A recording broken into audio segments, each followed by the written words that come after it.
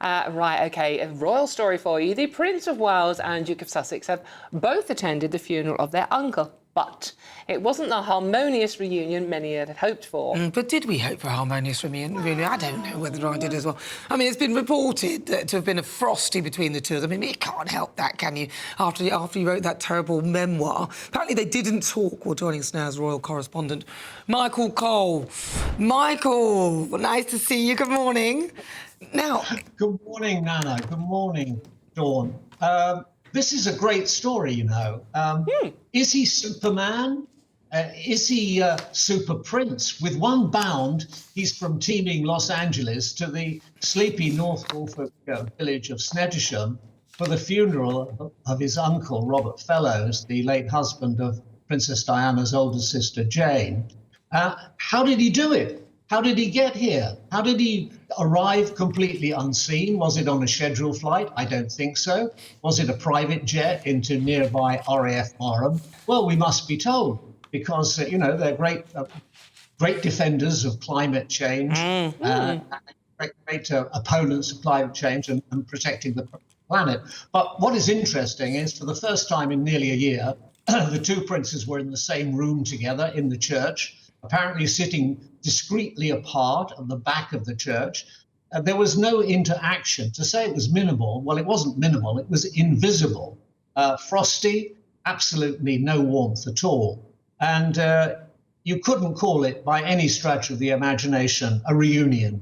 Because I could imagine that William just feels absolutely betrayed by his brother. It's just terrible. But yeah, as you say, probably a gas-guzzling Bombardier jet, private jet, leaking 60 times more fuel than any other type of transport.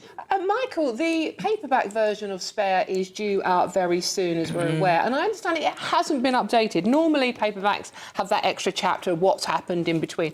Now, Harry hasn't done that, which has led some people to speculate that maybe he does want to thaw those relationships a bit with his dad and his brother. Absolutely. I think this is another thorn in the side of the royal family. The fact that the paperback is coming out, but as you say, it's without new chapters, it hasn't been updated. So maybe that's some sort of peace offering, or perhaps he's feeling a little bit, I don't know, embarrassed by it. And it's a success, because we mustn't forget it was the biggest selling autobiography ever, notwithstanding the fact that it wasn't written by him, it was written by a ghostwriter called J.R. Muringer. But it's hugely successful. And of course, that's one of the bones of contention that lies between them. It caused an awful lot of trouble. It was very unkind to, the present king, and of course the Princess of Wales and his brother.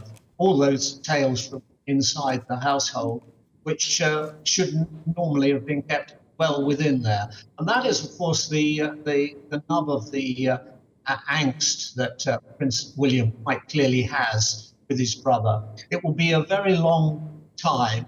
At the moment, they were the same building, but they were a country mile apart. And for that to be bridged in any way whatsoever, there's going to have to be a lot of fence mending, enough fencing, in fact, to go around the whole 20,000 acres of the Sandringham estate. It's going to take a long time, and quite frankly, I can't see it happening. Maybe never. Well, I was reading that Prince William is unlikely to be inviting Harry to his coronation when he is coronated king. And also that Meghan Markle, she's upset that things aren't sort of going her way, and the way her American Riviera orchard has been received, she's been quite upset by that. Yeah, and Netflix are not going to renew their $100 million contract. It's all very, very sad. And you know what I feel, Dawn, and what I feel, Nana, is the fact that this couple could have made such a fantastic contribution to the Commonwealth. They were doing extremely well. They were well received by the whole people of this country. They could have had the backup of Buckingham Palace. They could have been doing things their own way. Because when you're a member of the royal family, you just simply are. When you're a semi-detached member of the royal family, you have to be doing things all the time. And of course, I think the fact that the prince came back yesterday, he must have felt some pangs. It was on Wednesday, of course, the funeral. He must have felt some pangs of the old life he lived, because he knows the Sandringham estate very well, had lots of friends up there, loved the shooting, loved everything about this country.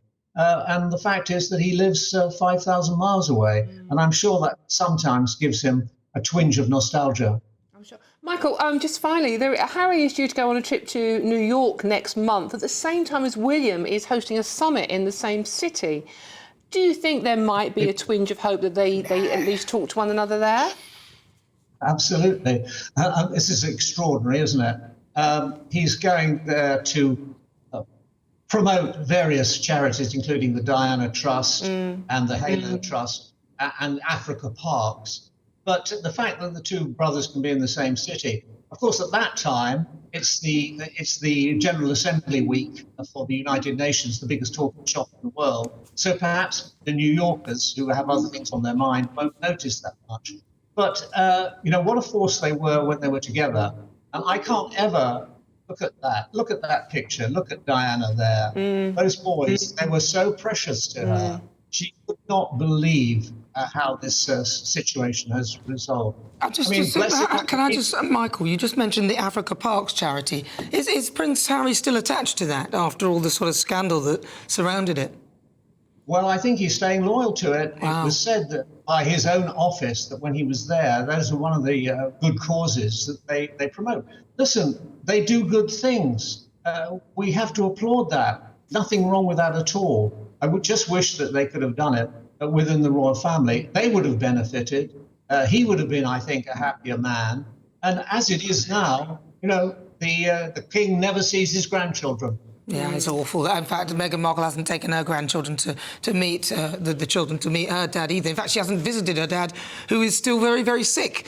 I don't get it, but Michael Cole, lovely to talk to you. Thank you so much. Let's have a look at The Sun, shall we? And this is Princes William and Prince Harry reunited at their uncle's funeral yesterday in Norfolk. They say reunited. I think they were in the same area at the funeral of their uncle. So Prince Harry came over secretly, flew in to come and attend the funeral, which I think he should do. But the brothers apparently never spoke to each other, didn't really look at each other. Like most families, you're always going to have the people you don't wish to speak with. It's also not the occasion for those two to have some kind of either confrontation, argument or great big making up, because you take away from the fact that they were there to celebrate the life of a family member. It wasn't about them, it was about somebody else. So it feels a little bit of a non-story, just because they were in the same place at the same time, attending the same event. It just goes to show, though, that, the damage is done there. It does sound like it. I just think it's a bit sad. On an occasion really like sad. that, you'd think they could have a polite chat. I mean, we're not expecting a huge hug and a make-up, but have a chat, just try and see if there's any way of actually having a relationship. But it's not the time or the place to do that. It was the funeral of somebody. It's not about those two. No, I don't mean have a summit meeting to try and solve all their differences. I'm just talking about they're in the same church. On the basis of that, be able to perhaps sit together, be able to have a brief chat with each other, a way of maybe opening the door so they can get back together. I think if there was going to be an opening of the doors and a reconciliation, I think that would have been the late Queen's funeral, would it not have been? Well, or their own father's coronation? Yeah. It may have gone too if it far. didn't happen It never then, happened. Yeah. Perhaps it's gone too far now. Yeah. I tell you what I find odd. That Lord Fellows, who died, was private secretary to the Queen.